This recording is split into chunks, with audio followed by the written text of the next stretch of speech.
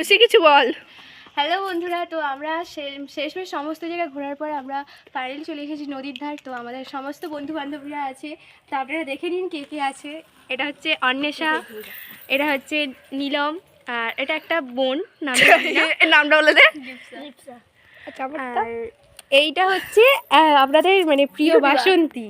এই যে এটা বাসন্তী। তো কেমন লাগছে আমাদের সবাইকে একটু বলবেন, কমেন্টে জানাবেন কিন্তু।